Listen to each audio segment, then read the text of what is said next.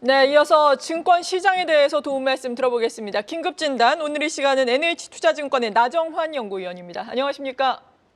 네, 안녕하세요. 네, 일단 어제 양대 시장 낙폭이 너무나도 크게 나왔습니다. 개인 투자자들의 투자 심리가 완전히 무너졌고 이에 따라서 투매도 좀 나타난 것 같은데 어떻게 보셨습니까?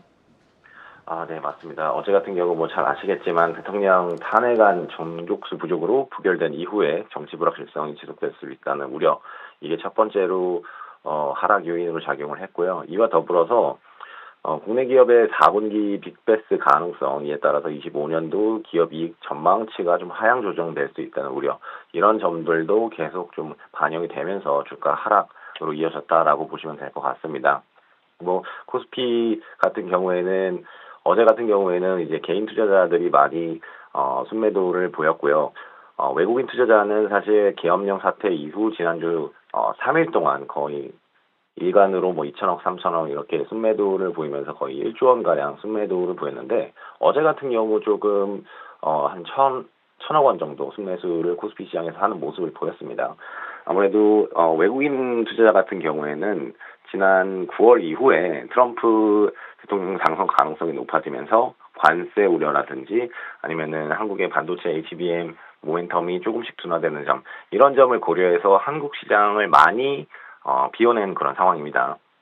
외국인 투자자의 코스피 지분율을 살펴보면요, 1월에 31% 정도에서 시작을 해서 한 7월 정도의 고점이 35% 갔다가 지금 다시 31%까지 내려왔어요. 그러니까 외국인 투자자들이 이미 많이 한국을 비워낸 상황이기 때문에 추가적으로 뭐 더 순매도를 이어갈 수는 있는데, 여력 자체는 더 팔 여력 자체는 많이 축소되는 그런 상황이다 정도로 보시면 될 것 같습니다. 네, 그나마 어제 외국인과 기관의 양 매수가 양대 시장에서 들어온 건 다행이었지만 개인들의 또 투매가 나온 상황입니다. 무엇보다 중요한 것은 정치적 불안 요인이 언제쯤 해소가 될 것인가. 단기적으로 해소가 될 경우에 그리고 중장기적으로 이어질 경우에 증시는 어떤 양상을 나타낼지 각 시나리오별로 전망을 좀 해주신다면요. 네, 저희가 볼 수 있는 거는 이제 과거의 사례인데요. 과거 사례 2004년 노무현 전 대통령 탄핵 소추안이 가결된 그런 사례, 그리고 2016년, 17년 박근혜 전 대통령이 탄핵안이 가결된 사례. 이 이후의 주가를 보시면요, 탄핵안 자체가 가결되기 전까지는 정치적 불확실성이 계속 지속이 되었고요. 탄핵안이 가결된 이후부터는 조금 정치적 불안정성이 좀 다시 회복되기 시작하면서 주가도 단기적으로 바닥을 형성하고 반등하는 모습을 보였다는 점에서 이 정치 불확실성이 지금은 일단은 뭐 아직 가결이 되지는 않았으니까 어떻게 할지 모르겠지만 아직 불안정성이 존재한다라는 점을 조금 보시면 될 것 같고요. 중요한 점은 2004년도 그렇고 2016년, 17년도 그렇고 정치적 이슈 이후에는 결국에는 글로벌 주가 경기 사이클에 따라서 주가가 움직였다. 2004년에는 뭐 카드 사태라든지 연준의 금리 인상이라든지 이런 이슈 때문에 주가는 결국은 하락하는 모습을 보였고요. 2016년, 17년 같은 경우에는 반도체 강세장 때문에 주가가 전반적으로 상승하는 모습을 보였습니다. 그래서 지금 시점에서 봐야 되는데, 내년에 가장 큰 이슈는 일단 트럼프의 관세 우려가 존재하고요.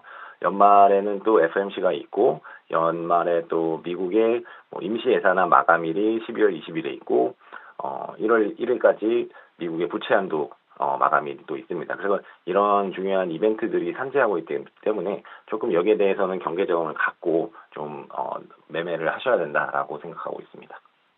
네, 그렇다면은 지금은 어떤 투자의 전략을 가져가는 게 중요할지 궁금하거든요. 어제 앞서서 계속 말씀드렸듯이 개인 투자자는 양대 시장 합쳐서 1조 원 이상을 순매도를 한 상황. 그러나 또 외국인과 기관은 양 매수를 하면서 어느 정도 뭐 받쳐줬다고 하긴 그렇지만 아무튼 양 매수가 들어오지 않았습니까? 어떤 전략이 필요하겠습니까?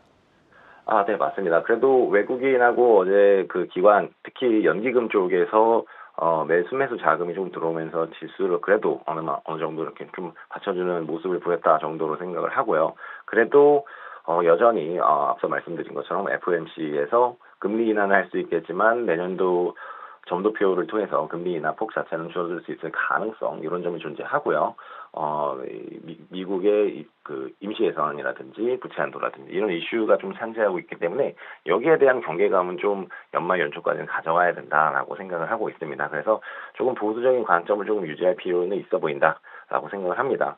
그래서 이에 관련해서 지금 밸류업 모멘텀 자체는 많이 기대감이 축소가 되었습니다만, 이미 기업들이 뭐 배당을 연말한다고 이렇게 말을 해준 상황이라서 그 주가가 하락하면 이제 시가 배당률이 올라가면서 배당주의 매력이 또 올라갈 수 있거든요. 그러면서 단기적으로 연말 배당 여력이 있는 뭐 통신업종 같은 경우도 좋아 보인다 정도로 볼 수 있고요. 주가가 급격하게 이렇게 하락했을 때는 저희가 연간 전망에서 말씀드린 업종 중에서는 이제 한국 고유의 그런 컨텐츠, 그러니까 뭐 엔터테인먼트라든지 화장품이라든지 음식료 업종, 이런 업종도 추천을 드렸었는데, 이런 업종 같은 경우 24년 대비 25년도에 영업이익 전망치 자체는 좀 이렇게 올라가는 모습을 보이고 있어요. 그래서 이런 업종도 주가가 급격하게 하락했을 때는 조금 관심 있게 바라볼 필요가 있다 정도로 보시면 될 것 같습니다. 네, 배당주, 통신업종, 그리고 엔터, 화장품, 음식료를 그나마 볼 수 있겠다라고 말씀해 주셨습니다. 지금까지 NH투자증권의 나정환 연구위원이었습니다. 감사합니다. 감사합니다.